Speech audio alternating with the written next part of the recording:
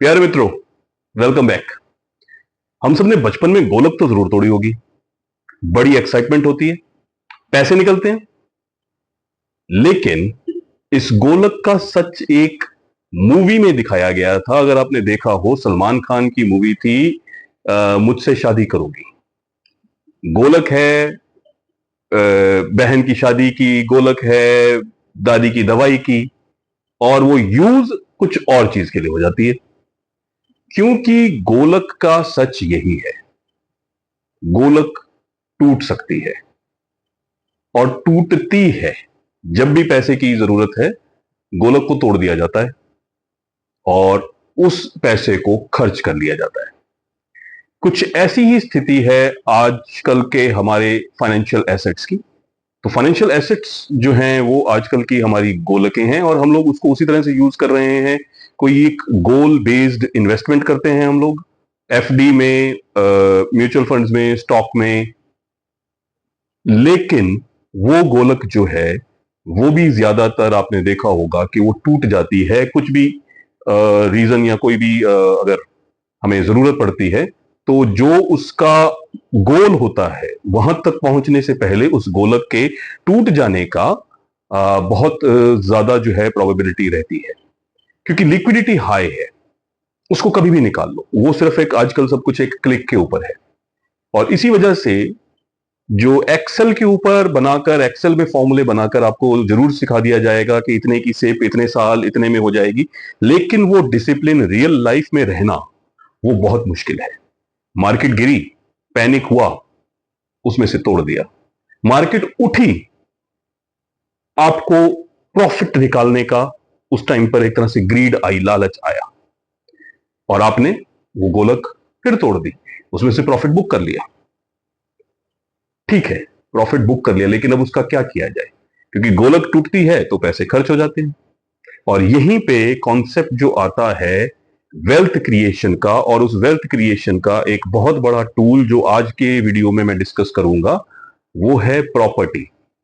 Again, इस video का मकसद बिल्कुल और कतई ये नहीं है कि फाइनेंशियल एसेट वर्सेस प्रॉपर्टी, क्योंकि हालांकि पूरे यूट्यूब में इस समय अगर देखा जाए तो इसी तरह के वीडियोस भरे पड़े हैं कि प्रॉपर्टी बढ़िया है कि फाइनेंशियल एसेट बढ़िया है। लेकिन हम तो कहते हैं कि दोनों बढ़िया है, दोनों खाओ। गुलाब जामुन भी खाओ और बर्फी भी खाओ।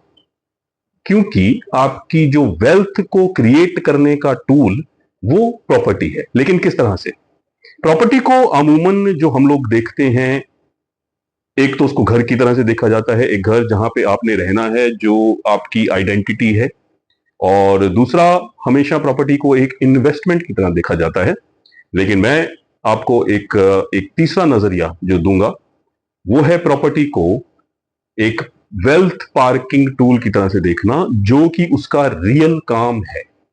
प्रॉपर्टी इन्वेस्टमेंट की बजाय अगर आप प्रॉपर्टी को वेल्थ को पार्क करने के टूल के हिसाब से देखेंगे, तो this is how a generational wealth is created. This is how the property becomes a wealth creation, wealth parking tool. पर इसका मतलब क्या हुआ? इसका मतलब यह है कि आप जो भी फाइनेंशियल एसेट्स को यूज कर रहे हैं, उनको आप यूज करेंगे, उनसे आप कमाएंगे, आपके बाकी इनफ्लोज जो हैं उनसे भी आप कमा रहे हैं।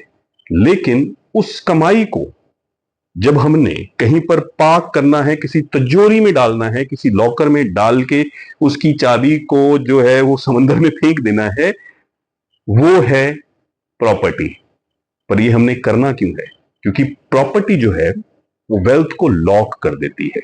प्रॉपर्टी के केसेस में, प्रॉपर्टी के केस में आप इंपल्सिव डिसीजंस जो है नहीं लेते हैं। प्रॉपर्टी को आप इस तरह से इंपल्सिव होकर आप नहीं बेचते, क्योंकि प्रॉपर्टी कभी भी ना जो मार्केट के हिसाब से या स्टॉक के हिसाब से बहुत ज्यादा बढ़ती, बहुत ज्यादा कम होती।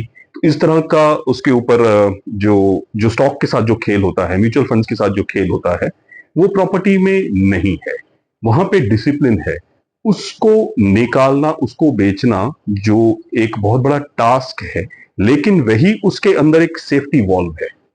वही वजह है कि जो प्रॉपर्टी है वो आपकी वेल्थ को एनहेंस करती है, क्रिएट करती है। और यहां पे जो एक कॉन्सेप्ट आता है जनरेशनल वेल्थ का, अगर आप अपने आसपास देखेंगे, जिन लोगों को आप अमीर, वेल्दी मानते हैं, उनको पीछे से जो एक उनको सपोर्ट मिली, उनकी जो वेल्थ उनको मिली पीछे उनकी जनरेशन से जो आई, वो ज्यादातर आप देखेंगे कि प्रॉपर्टी के रूप में ही आई। क्योंकि प्रॉपर्टी सिर्फ आज के लिए नहीं है, प्रॉपर्टी आने वाली पीढ़ियों के लिए है। वो एक घर है और एक जमीन है, लेकिन वो जमीन, वो घर जो आगे दिया जाता है, बच्चों को दिया जाता है, आगे बच्चे के बच्चों को दिया जाता है, और इस तरह से ये एक जनरेशनल वेल्थ जो है वो बनती और बढ़ती है। तो यहां पर जो फाइनेंशियल एसेट्स हैं वो ये वाला रोल नहीं प्ले कर पाते। दूसरा पॉइंट जो इस में जो मैं शेयर करना चाहूंगा वो होगा रिटायरमेंट की प्लानिंग में आपकी कैसे हेल्प करती है प्रॉपर्टी। क्योंकि प्रॉपर्टी को हमेशा कहा जाता है कि वो इन्फ्लेशन को आइदर बीट करेगी या इन्फ्लेशन से ऊपर रहेगी, और यही है रेंट का भी यही खेल है। रेंट हमेशा इन्फ्लेशन के हिसाब से बढ़ता रहेगा।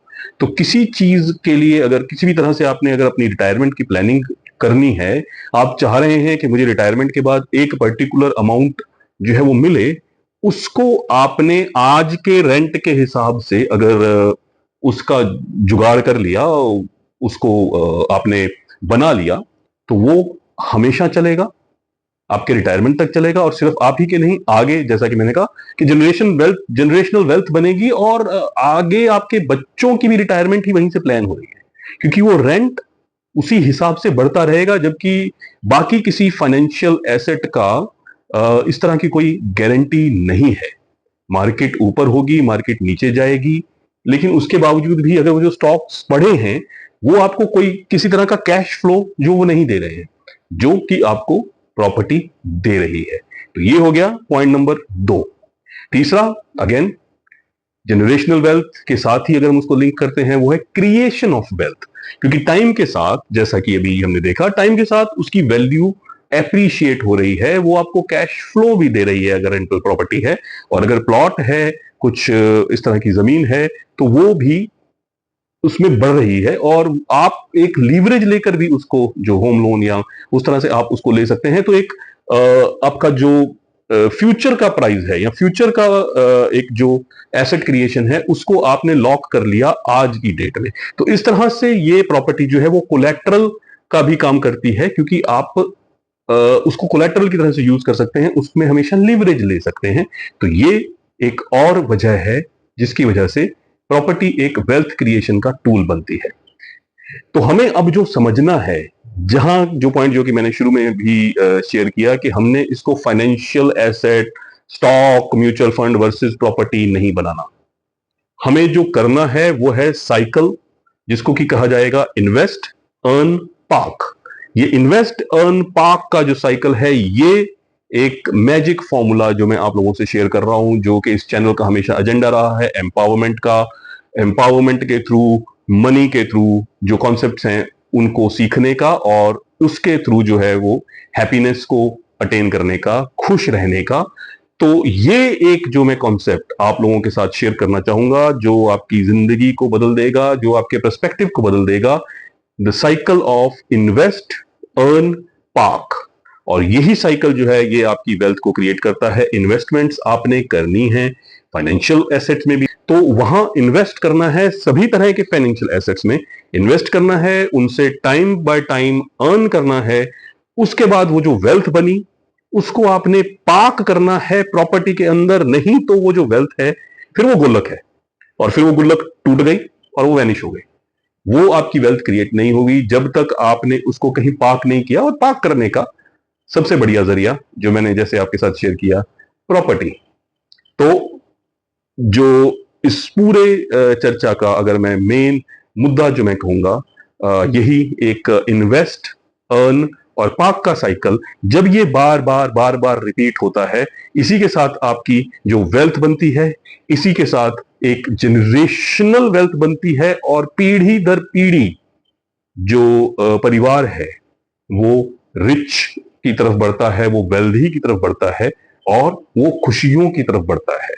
यही एक तरीका है आपको अपनी वेल्थ को बढ़ाने का, आपके परिवार की वेल्थ को बढ़ाने का, पीढ़ी दर पीढ़ी, क्योंकि इसी चीज को आप आगे अपने बच्चों को जो है वो दे सकते हैं। तो सिक्योरिटी के लिए और वेल्दी होने के लिए, और इस चीज को पाक करके, ताकि वो जो चाबी उसको फेंक दी जाए और जनरेशन्स के पास वो तिजोरी जाती जाए, तो उसको पाक करने का सबसे बढ़िया जो तरीका है प्रॉपर्टी। इसके और भी आगे वीडियोस बनते रहेंगे, कुछ और पर्टिकुलर टॉपिक के ऊपर, किस तरह से प्रॉपर्टी चूज की जाए, किस तरह से रेंटल प्रॉपर्टी को लिया जाए, किस तरह से छोटी रेंटल प्रॉपर्टी, जो क्योंकि आजकल ये भी है कि आजकल खरीदना बहुत मुश्किल होता जा रहा है प्रॉपर्टी को, लेकिन इसके भी बहुत तरीके हैं। तो बने रहिए, लाइक करिए, सब्सक्राइब करिए, आगे इन बातों पे और चर्चा होती रहेगी और वीडियोस आते रहेंगे। इस चैनल का सिर्फ और सिर्फ एक ही मकसद है, खुशियां फैलाना, इसलिए खुश रहिए।